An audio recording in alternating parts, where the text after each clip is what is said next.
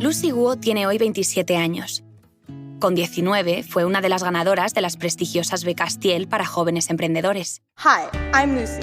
I want to make education fun for everybody. I'm 19 years old. I go to Carnegie Mellon. I'm double majoring. $100,000 durante 2 años para crear su propia empresa. Y tan solo una condición: dejar la universidad. Abandonar lo que parece ser la siembra de tu futuro por tirarte a la piscina del emprendimiento. Eso sí, con un flotador de $100,000. El cofundador de la empresa estadounidense de pagos PayPal, Peter Thiel, ofrece anualmente esta suma de dinero a entre 20 y 30 chicos y chicas que tengan una edad máxima de 22 años y una idea innovadora. It's time to move to San Francisco and get to work. Who will make their dreams come true? This is Teen Technorati. Cada vez más jóvenes, tanto en Estados Unidos como en Europa, sueñan con lograr algo así. Consideran que la universidad tradicional es una institución obsoleta, propia de una época que ya no existe. Sienten que estos centros educativos no son capaces de seguir el vertiginoso ritmo del progreso tecnológico y social, y no quieren engrosar la lista de titulados universitarios en paro. Lucy Guo, ladies and gentlemen, she co-founded Scale. Lucy obtuvo la beca en 2014, cumplió sus condiciones y dejó la carrera. Años después, fundó una empresa de inteligencia artificial que en 2021 valía más de $7.000 millones. Puede que te estés preguntando si tú hubieras hecho lo mismo. Sin embargo, de cara a 2050, la duda va mucho más allá de una elección personal. Tiene que ver con la propia institución universitaria. ¿Tienen futuro las universidades?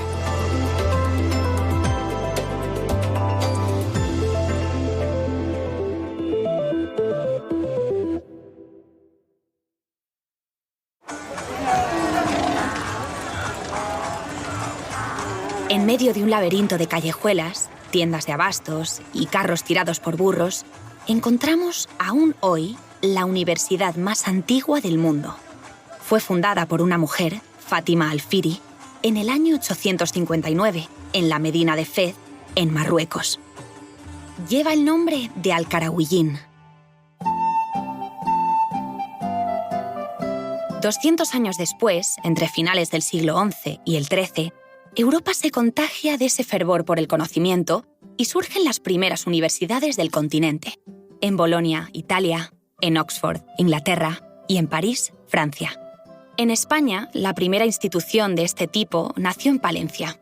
Después llegaron otras como las de Salamanca y Valladolid. Durante la Edad Media y Moderna, el número de universidades fue creciendo.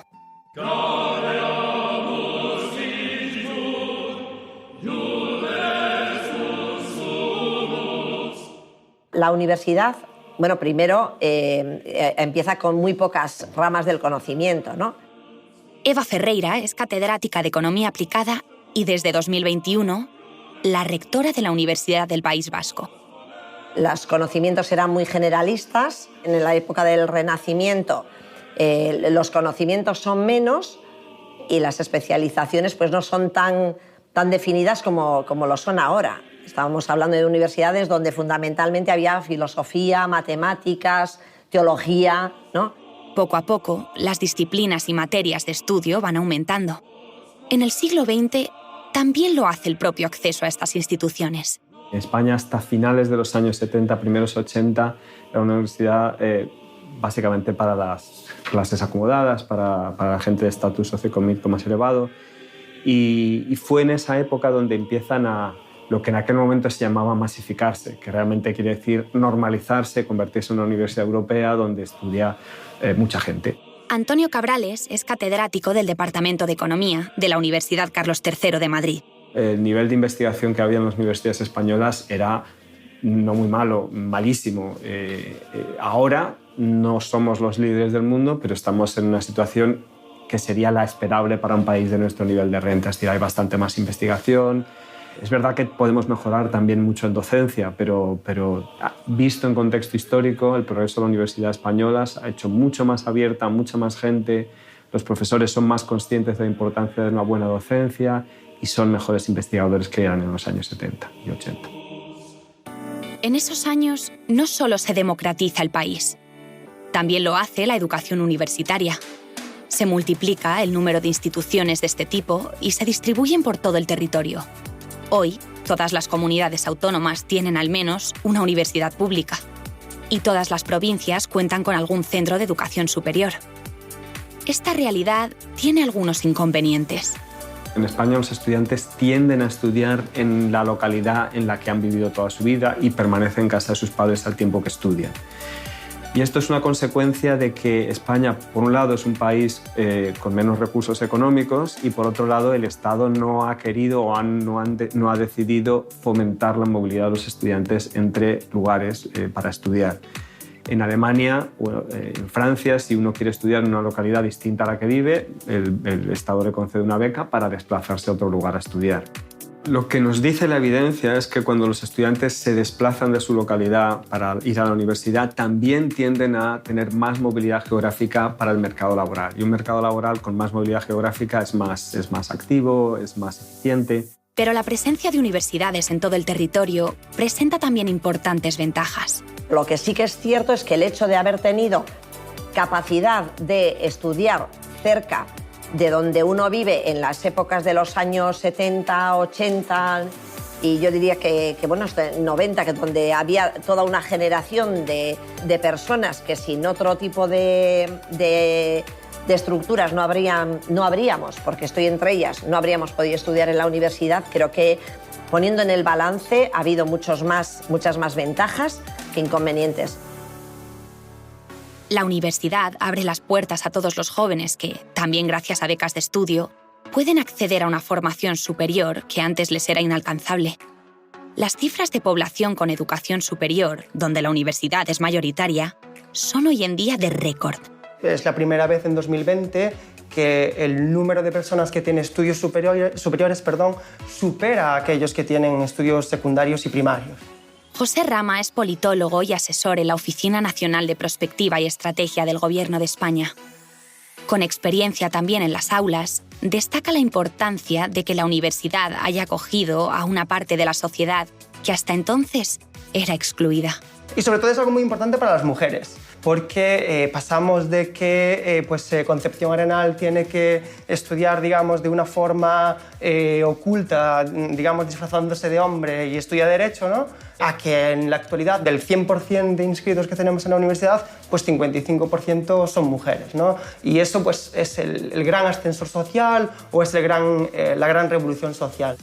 Es la consecuencia fundamental, es que tenemos un mercado laboral con más individuos que tienen capacidades para tomar el tipo de actividades que requiere una economía desarrollada como la española.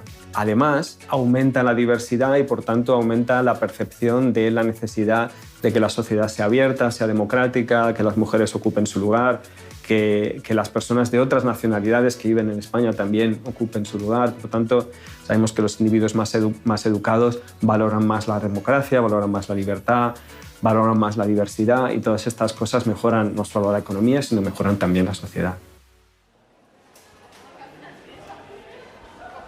Entramos en una clase de economía en la Universidad Carlos III de Madrid. El estimador de diferencias en diferencias. Recordad lo que dijimos.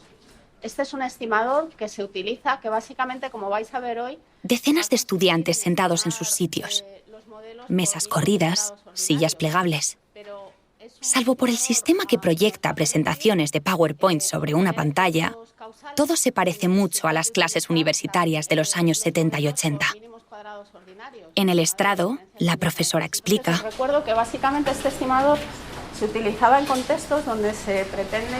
Escribe con tiza en la pizarra. Aquí me tiene que quedar el valor esperado de I02 menos I01. Los alumnos toman apuntes con papel y boli y levantan la mano para preguntar. Definido. Dime, Antonio. Alto, que si no, no te... La evidencia nos dice que muchos de estos estudiantes de tercero no encontrarán trabajo cuando terminen la carrera.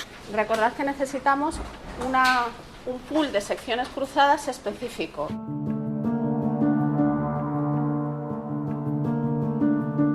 España es hoy el tercer país europeo con mayor porcentaje de titulados universitarios en paro.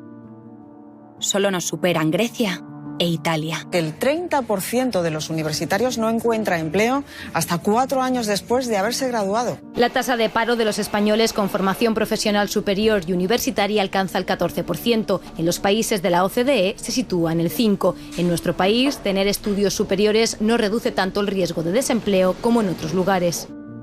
Y entre los que sí encuentran trabajo, muchos se conforman con un puesto por debajo de su formación y sus expectativas. El análisis de este desajuste pasa por preguntarse si estamos hablando de un problema de la universidad, del mercado de trabajo o del modo en que ambos se relacionan. Para mí no existe un concepto como el de sobrecualificación. Sería como decir que uno lee demasiado, ¿no? O sea, yo hablaría, porque además creo que los datos son así, o sea, no conozco a nadie que esté muy bien cualificado y que se quede sin empleo. No lo tendrá aquí, lo tendrá en otro sitio, porque también la cualificación redefine las expectativas laborales. Entonces, lo que tenemos es un problema del mercado laboral. Las dificultades fundamentales nacen, yo diría, sobre todo por las peculiaridades del mercado de trabajo español más que realmente por parte de la universidad. El mercado de trabajo español es un mercado que se ha especializado por motivos de su forma de funcionar en trabajos precarios, en trabajos de corto plazo, y eso a su vez, y esto tiene relación con la universidad, ha hecho que las propias empresas españolas se han especializado en sectores que requieren relativamente menos capital humano a lo mejor que otros países de nuestro entorno.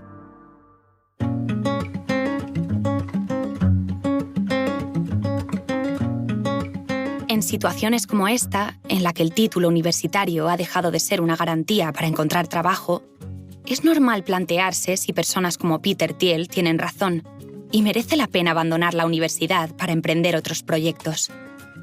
En España, como en el resto de los países, los universitarios ganan bastante más dinero que los no universitarios y tienen trabajos que tienen menos paro y son en un punto menos precarios que el resto de las personas. Por tanto, la universidad es algo que es rentable para los que estudian en ella. Los datos avalan esta afirmación. Los titulados universitarios españoles tienen la mitad de probabilidades de estar parados que quienes no lo son. Además, cobran de media 13.000 euros más al año. Las empresas, en todos los estudios que hemos realizado durante los últimos años, manifiestan que tienen una inclinación, una disposición para contratar graduados universitarios con un mínimo de preparación en determinadas materias. Por tanto, hay una inclinación positiva de las empresas hacia los ciclos universitarios. Jordi Canals es profesor de Dirección Estratégica y Gobierno Corporativo de la Escuela de Negocios IES. Además, es el coordinador de varios informes sobre el empleo juvenil en el mismo centro. En sus estudios, muestra el desamparo que muchas veces padecen los jóvenes españoles en el mundo laboral. Sin embargo, también defiende que la universidad compensa económica y laboralmente en nuestro país.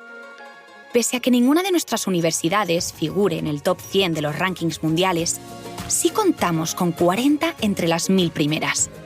De hecho, según el prestigioso ranking QS, nuestro sistema universitario ocupa el 12º puesto entre los mejores del mundo. Es una clasificación más que meritoria. Pero determinadas carencias nos sitúan aún muy lejos de los primeros lugares de la tabla.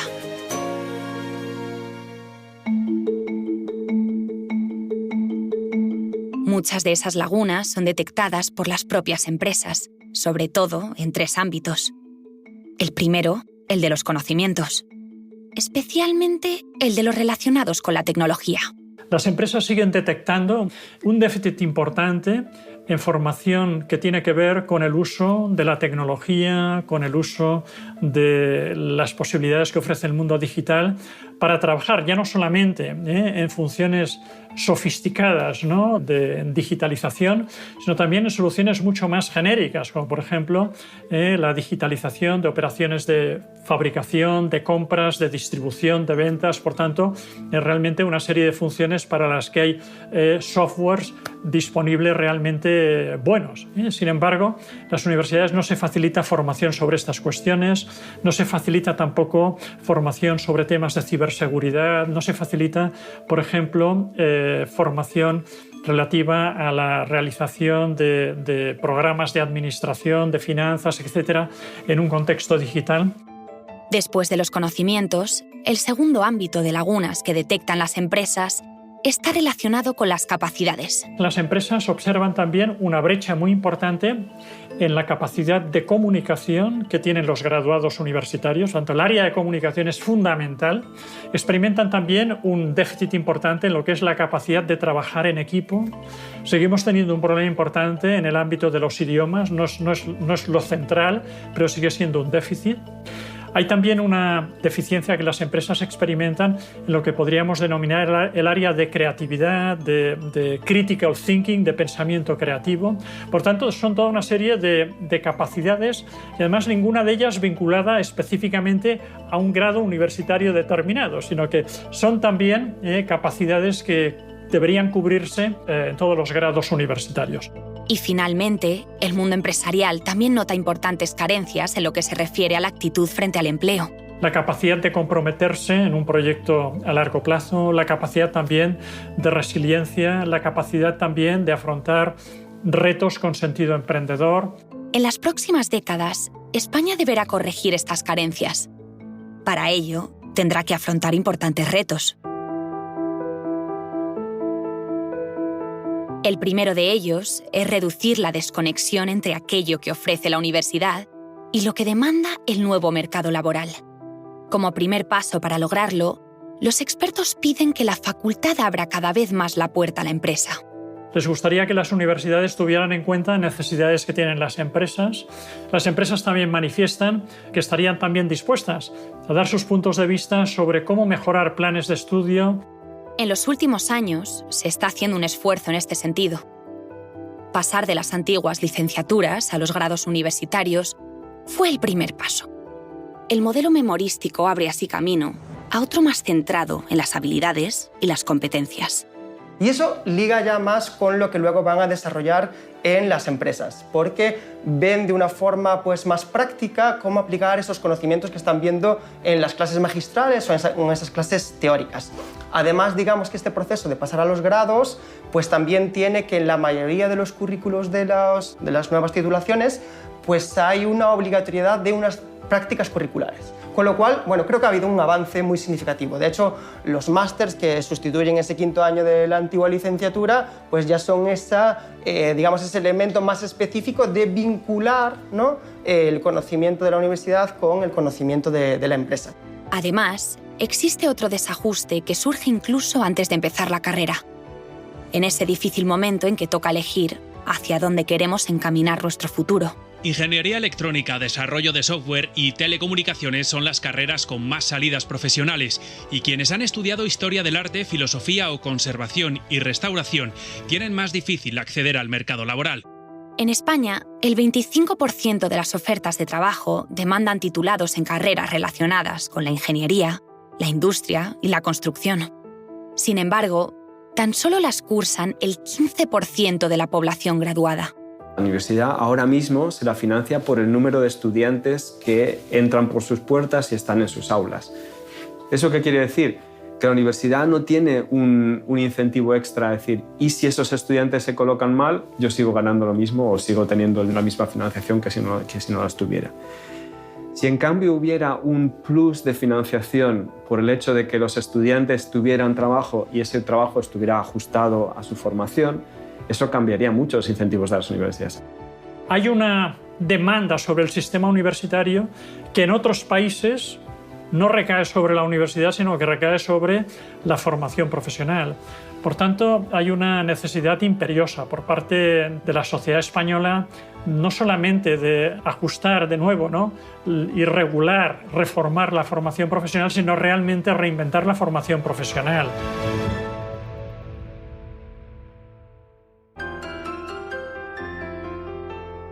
Now that I finished Ulvagon, I'm working as a full-stack developer at Gaspard Bruno. Right now I'm working as a backend developer here at Saber. I'm a junior full-stack developer at Landing Jobs. Estos 3 jóvenes están hablando sobre sus nuevos puestos de trabajo. Unos empleos que han conseguido, gracias, según dicen, a sus estudios en un nuevo concepto de formación superior. Es privado y es probable que su nombre ni siquiera te suene. Un bootcamp. Es como un campo de entrenamiento, ¿no? Y es una formación, inmersiva, de 9 a 12 semanas. Entonces es una formación también súper práctica y muy intensiva. Es un poco lo que llamamos una formación de alto impacto. En pocas semanas se puede conseguir, hasta un cambio de carrera total. Fanny Rojón es la directora de uno de los bootcamp de referencia en España. Esta austríaca, que habla en inglés con sus alumnos, subraya el aspecto diferencial de la formación que ofrece. El mundo cambia tan rápido, la tecnología sobre todo, que necesitamos formaciones modulares y flexibles que se actualizan. Entonces nosotros el programa que ofrecemos hoy en 2022 no es el mismo que en 2021 o en 2020. Estamos actualizando el programa cada año, cada trimestre, para adaptarnos a la demanda de las empresas y también al cambio de tecnología. Uno de sus estudiantes es Gonzalo. Tras un breve paso por la universidad y después de montar una academia de enseñanza online de idiomas, necesitaba reciclarse. Así que se decantó por el bootcamp. Primero porque era intensiva. Entonces, si yo quisiera, por ejemplo, hacer un grado o lo que fuera, son 2 años, que por desgracia a mi edad, ahora mismo que tengo 34 yendo a 35, me es muy complicado pensar en 2 años de parón para estudiar y luego poder conseguir un trabajo. En diferencia a mis clases de universidad, tú ibas a clase, 2 horitas, lo que fuera, luego tenías tu break. Aquí no, aquí llegas a las 9 de la mañana, no paras hasta las 5 de la tarde.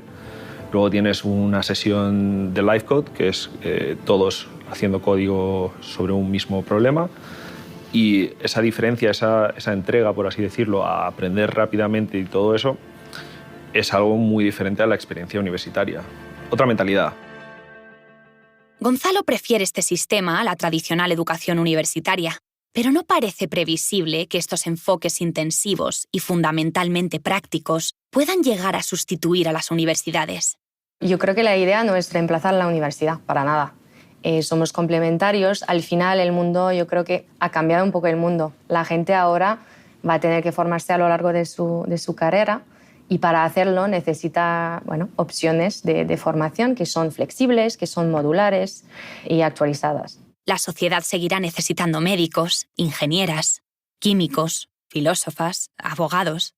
Y esa formación no puede ofrecerse en un curso de 3 meses, por muy intensivo que sea.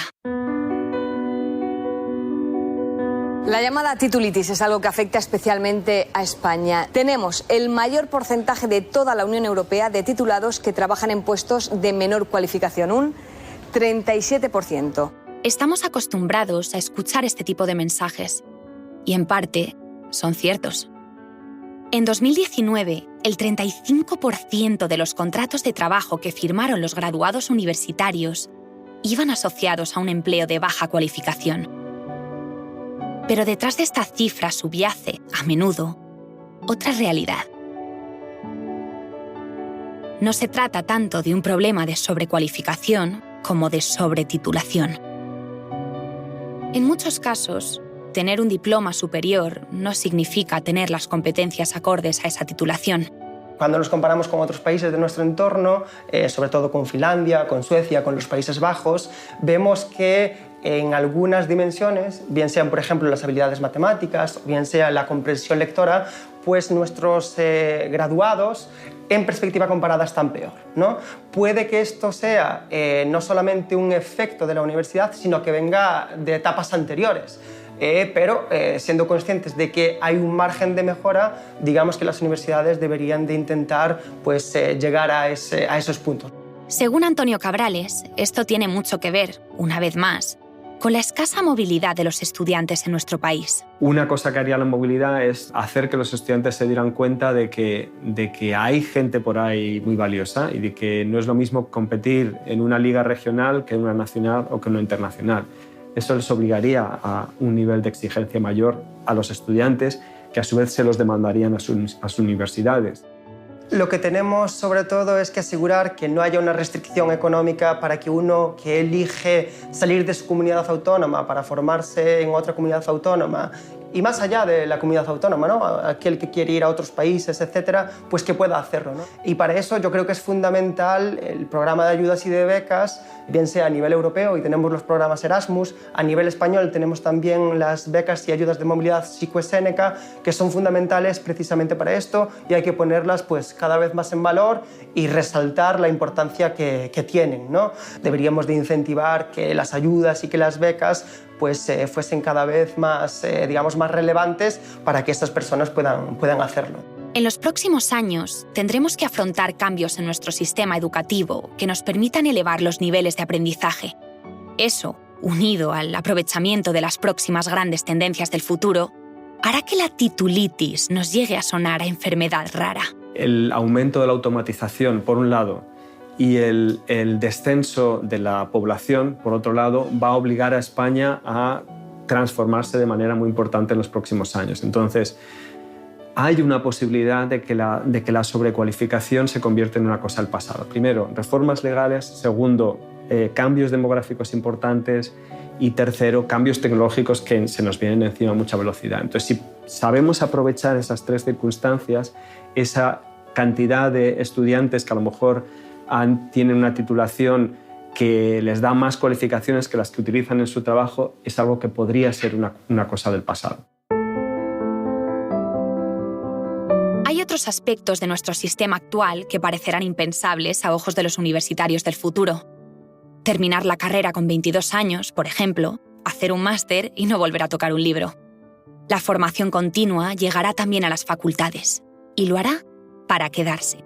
Hemos también de entender la necesidad acuciante que tiene hoy la sociedad de acometer lo que se denomina el reskilling de la población y el upskilling de la población, es decir, la mejora de la capacitación profesional ya no solamente de las personas jóvenes, sino de personas que llevan 10, 20 o 30 años incorporadas ya en el mundo profesional.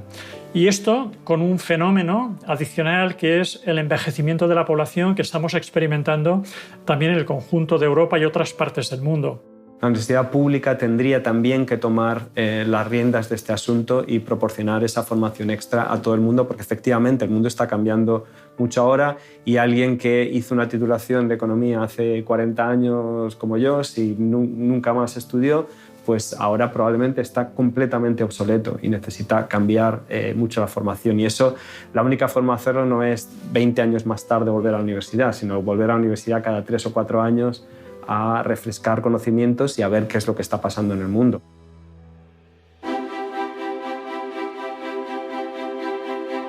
Entonces, ¿tienen futuro las universidades? La educación superior será cada vez más necesaria y común.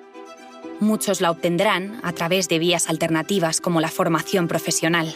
Pero el número de alumnos universitarios seguirá creciendo.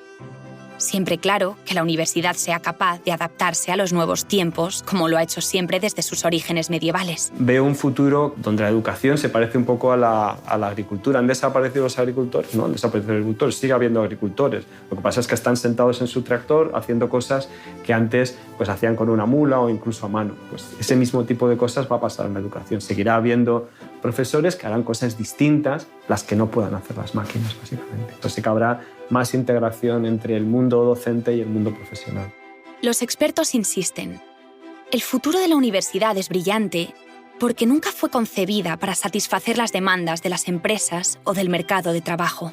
Su objetivo final trasciende ese pragmatismo. Hay una dimensión previa que es la formación general que permitirá a esas personas durante toda su vida entender el mundo en el que viven, contribuir a ese mundo también y como una parte de contribuir a ese mundo el participar también en el mundo profesional y acceder a ese mundo profesional en el ámbito de las empresas.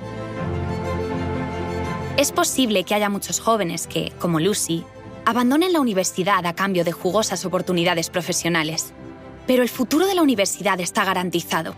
Sus aulas, y probablemente también sus cafeterías, seguirán llenas de alumnos de todas las edades que busquen acceder con garantías al mercado laboral, adquirir conocimientos que les permitan entender mejor el mundo o ganar una partida más al mus.